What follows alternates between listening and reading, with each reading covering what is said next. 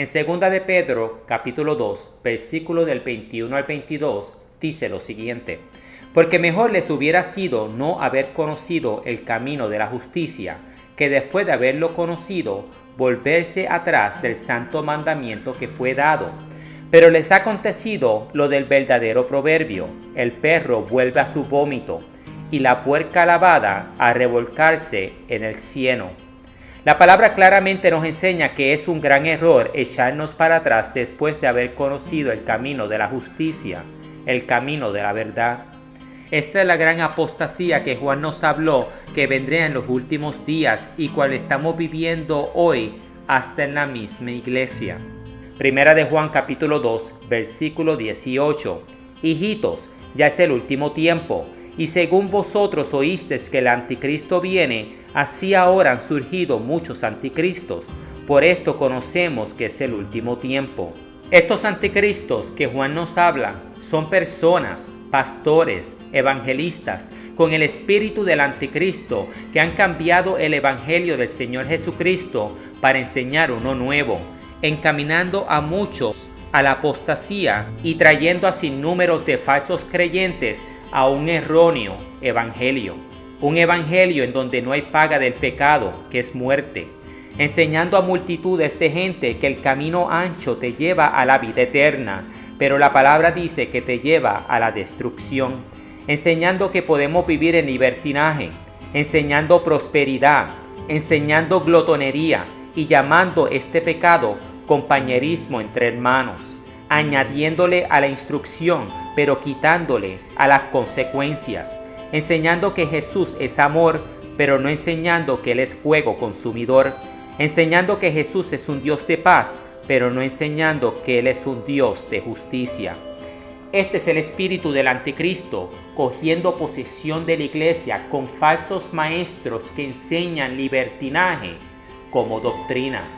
Gálatas capítulo 5, versículo 13. Porque vosotros, hermanos, a libertad fuisteis llamados, solamente que no uséis la libertad como ocasión para la carne, sino servíos por amor los unos a los otros.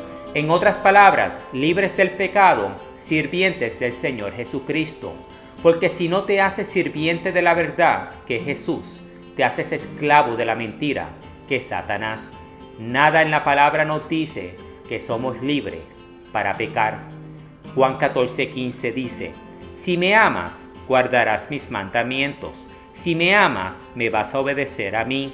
Pero esto no es lo que estamos enseñando hoy en día, pero un evangelio nuevo, lleno de conciertos, banquetes, casa de brincos para los niños, payasos, anuncios, servicios especiales, exaltación al hombre en vez de Dios.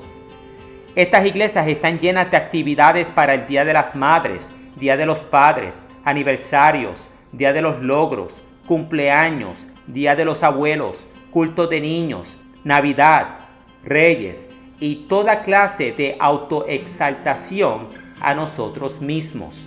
Gálatas capítulo 1, versículos del 6 al 9.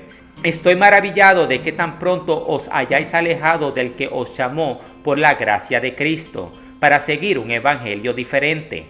No de que haya otro, sino de que hay algunos que os perturban y quieren pervertir el evangelio de Cristo. Mas si aún nosotros, o un ángel del cielo, os anunciare otro evangelio diferente que os hemos anunciado, sea anatema. Definición de anatema: excomunión o exclusión de una persona. Mis amados, hay una gran mentira que se ha filtrado en la comunidad cristiana y es la autoexaltación de nosotros mismos. Pregúntese usted, ¿por qué usted celebra la Navidad? ¿Para cantarle feliz cumpleaños al niño Jesús? ¿Por qué es bíblico celebrarlo? ¿Hay algo en la palabra que lo pone por mandato? De ninguna manera, pero para ir de fiesta en fiestas, para los regalos, para los banquetes, las vacaciones, para disfrutar de las luces, las parrandas, las compras, la familia, todo excepto Dios. En sus banquetes hay lira. La palabra lira significa instrumento de cuerdas, y arpa, pandero, flauta y vino, pero no contemplan las obras del Señor ni ven las obras de sus manos. La Navidad es una celebración de nosotros mismos y no de Dios. Porque cuando nosotros celebramos la Navidad, estamos celebrando una parte de la historia en vez del Dios de la historia. Me explico. La Navidad representa el nacimiento de Jesús. Pero si Jesús hubiera nacido y no hubiera vivido una vida perfecta, ustedes y yo estaríamos muertos en nuestros pecados. Si Él hubiera nacido y hubiera vivido una vida perfecta, pero no hubiera ido a la cruz del Calvario en obediencia a su Padre, ustedes y yo estaríamos muertos en nuestros pecados. Si Él hubiera nacido, vivido una vida perfecta y hubiera ido a la cruz del Calvario, pero no hubiera resucitado entre los muertos, ustedes y yo estaríamos muertos en nuestros pecados. Nuestra salvación proviene de su vida perfecta, de su muerte y su resurrección. Pero cuando ustedes y yo estamos celebrando la Navidad, estamos celebrando solamente una parte de la historia y no al Dios de la historia. Pues Jesús nunca nos pidió que le celebráramos su cumpleaños para empezar, pero lo que sí nos pidió que celebráramos, eso no lo hacemos. Pregúntese usted, ¿cuándo fue la última vez que la Santa Cena fue repartida en su iglesia? Quizás nunca, quizás una vez al año o una vez al mes. Mis amados, una vez yo fui a una iglesia en donde al final del culto, uno de los diáconos vino donde mí y me preguntó, ¿qué tú piensas de nuestra iglesia? Después de todo, era relativamente nueva. Cuando él me pregunta esto, yo le pregunto, ¿qué pasó con la Santa Cena? ¿Por qué no es repartida? ¿Por qué no está hecha? Él no me lo podía contestar. Él me decía una cosa aquí, una cosita allá, pero él mismito no sabía la razón. Entonces aquí entra su esposa, también una líder de su iglesia. Y entonces cuando él le pregunta a su esposa por qué la Santa Cena no es hecha, ella sin pensarlo respondió, está en agenda. Está en agenda. Sin embargo, mis amados, en el salón de al lado, un salón de actividades, había una mesa bien decorada para las damas, en donde ellas iban a tener un compartir. Al frente de cada silla había un regalito. Mis amados, no muy lejos de esta mesa había una mesa para los niños, llena de actividades para ellos. Y los hombres iban a ir a almorzar en un restaurante. Entonces, como ustedes pueden ver, la mesa de las damas estaba preparada, la mesa de los niños estaba preparada y la mesa de los hombres estaba preparada. Pero la mesa del Señor Jesucristo está en agenda. Primera de Corintios, capítulo 11, versículo 26. Así pues, todas las veces que coméis este pan y beberéis esta copa, la muerte del Señor anuncias hasta que Él venga. Cada vez que tomamos la Santa Cena, anunciamos nuestra afiliación a su muerte y resurrección. Pero esto no lo hacemos. Esto está en agenda. Lucas capítulo 22, versículo 19. Y tomó el pan y dio gracias, y lo partió y les dio diciendo, esto es mi cuerpo, que por vosotros es dado. Hacer esto en memoria de mí. Este es un mandato del Señor Jesucristo, el único que Él nos da cuando se trata de celebraciones. Pero yo he predicado en cientos de iglesias y casi nunca he podido ver o participar de esta Santa Cena. ¿Por qué? Porque es tediosa. Nadie quiere hacerlo. Toma mucho tiempo en preparar para algo que mi cuerpo al final del día no lo va a disfrutar. Este es el espíritu del anticristo cogiendo posesión de la iglesia y llevándola a la apostasía. Primera de Juan, capítulo 2, versículo 22. ¿Quién es el mentiroso, sino el que niega que Jesús es el Cristo? Este es anticristo, el que niega al Padre y al Hijo. En otras palabras, si el espíritu que está en mí me da permiso para vivir en libertinaje, a ver lo que me da la gana, a escuchar lo que me da la gana, a vivir como me da la gana, pero peor, adorarlo a Él como me da la gana. Este entonces es el espíritu del anticristo que niega al Padre y al Hijo y está sentado en el trono del corazón de este ser humano. El Espíritu Santo exalta al Padre y al Hijo, mientras que el espíritu del anticristo lo niega. Mateo 7:21. No todo el que me dice Señor, Señor, entrará al reino de los cielos, sino el que hace la voluntad del Padre que está en los cielos. La voluntad del Padre es que nosotros obedezcamos al Hijo. Pero si el Señor Jesucristo no es el amo de nuestras vidas y todas nuestras acciones, nosotros lo hemos negado a Él y con Él al Padre. Juan 14:15 dice: Si me amas, guardarás mis mandamientos. ¿Cuáles mandamientos? Jesús nos dio 2 mandamientos. Mateo capítulo 22, versículo del 37 al 38. Jesús les dijo: Amarás al Señor tu Dios con todo tu corazón, con toda tu alma y con toda tu mente. Este es el primero y grande mandamiento. Este primer mandato cubre los primeros 4 mandamientos del Viejo Testamento. Miren el primero en Éxodo capítulo 20, versículo 3. No tendrás dioses ajenos delante de mí. Dioses sería cualquier cosa o persona que tú o yo pongamos por encima de Dios, pues este acto es idólatra. Definición de idolatría: amar excesivamente a una persona o cosa por encima de Dios. Pero nosotros nos amamos más a nosotros mismos que a Dios. Amamos más a la familia, las madres, los niños, los jóvenes, los banquetes, la Navidad, los reyes, los anuncios, los aniversarios, al ser humano más que a Dios. Esto es idolatría. Predicamos por 25 minutos en un culto de 1 hora y media, pero 1 hora y 5 es dedicada a la exaltación de nosotros mismos. Segundo mandamiento del Viejo Testamento, Éxodo capítulo 20, versículo 4. No te harás imagen ni ninguna semejanza. Tercero, versículo 7. No tomarás el nombre de Jehová tu Dios en vano. Y el cuarto, versículo 8. Acuérdate del día de reposo para santificarlo. Estos 4 mandamientos son el primer y gran mandamiento que Jesús nos habla en Mateo 22:38. Pero miren ahora lo que dice en Mateo 22:39. Y el segundo es semejante: amarás a tu prójimo como a ti mismo.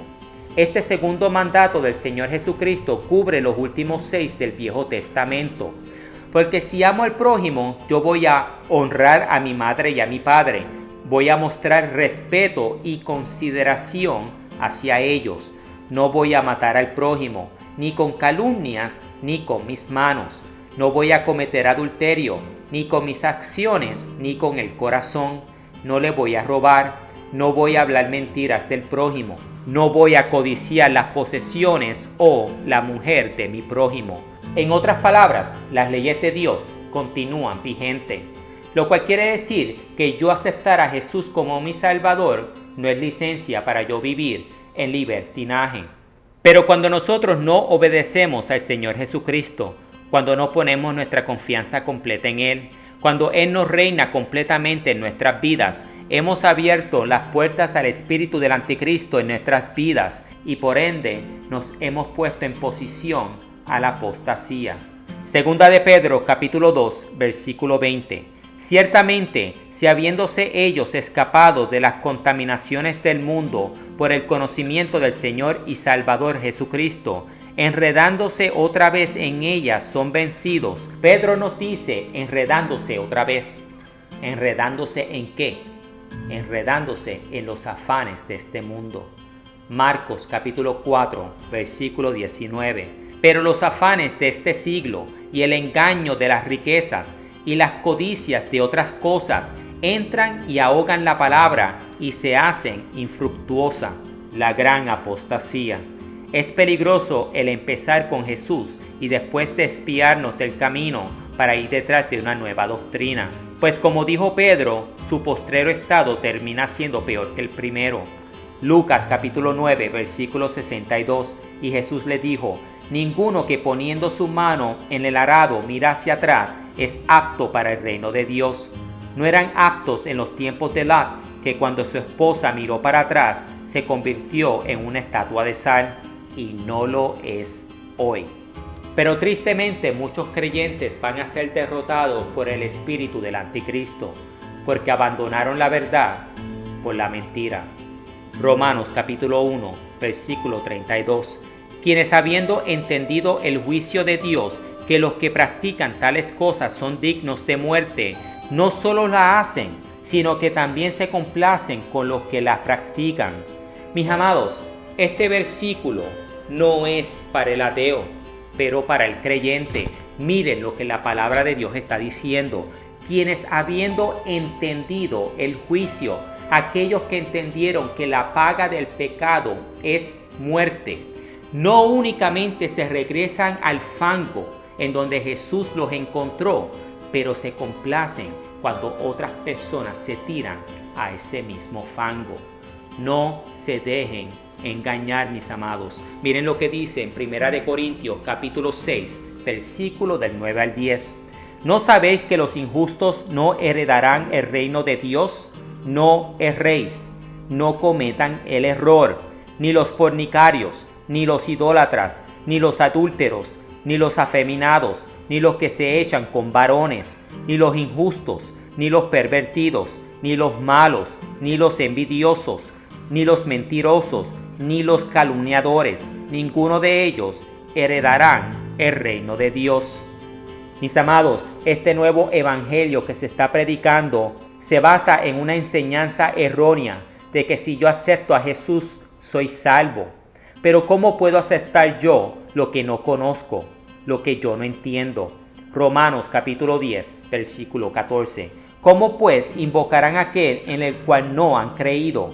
¿Y cómo creerán en aquel a quien no han oído? ¿Y cómo oirán sin haber quien les predique? Quien les predique la verdad. Segunda de Timoteo, capítulo 4, versículo 3. Porque vendrán tiempos cuando no sufrirán la sana doctrina, sino que teniendo comezón de oír, se amontonarán maestros conforme a sus propios deseos. Mis amados, en otras palabras, lo que traiga más personas a la iglesia, ese es el Jesús que muchos van a predicar.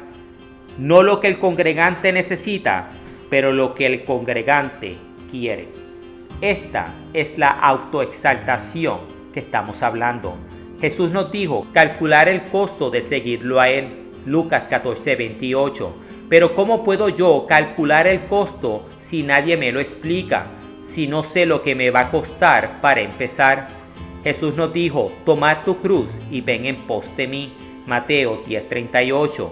Pero ¿cómo puedo tomar una cruz que no tiene peso en mi vida? Porque nadie me lo ha explicado. La palabra dice que la paga del pecado es muerte eterna. Romanos 6, 23. Pero ¿cómo puedo creer en esto cuando nadie me predica sobre el infierno? No se trata de creer y seguir al Jesús de nuestra conveniencia, pero al Verbo, la palabra encarnada, que es Jesús. Juan 14, 6 dice, Jesús le dijo, yo soy el camino, la verdad y la vida. Nadie viene al Padre sino por mí. Pero ¿cómo yo sé que yo ando en el camino correcto, que yo sigo al Dios viviente? Juan 1:1. En el principio era el Verbo, y el Verbo era con Dios, y el Verbo era Dios. Juan 1:14 dice, y aquel Verbo fue hecho carne, y habitó entre nosotros como el Hijo unigénito del Padre. La palabra verbo, por su propia definición, significa palabra en acción. La palabra de Dios nos habla acción todos los días. Por ende, miren lo que dice Juan 14:6, no se lo pierda. La palabra de Dios es el camino, la palabra de Dios es la verdad y la palabra de Dios es la vida. Nadie viene al Padre excepto por la palabra de Dios, el Verbo, el Señor Jesús. Lean la palabra de Dios diariamente. Eso es una relación íntima y personal con Él. Escudriñala todos los días como si sus vidas dependiera de esto. Y depende de esto. Estúdiala, escudriñala, entra a las profundidades de ella, obedécela, ora sin cesar, porque el tiempo es corto. Gracias por estar conmigo y que Dios me lo bendiga.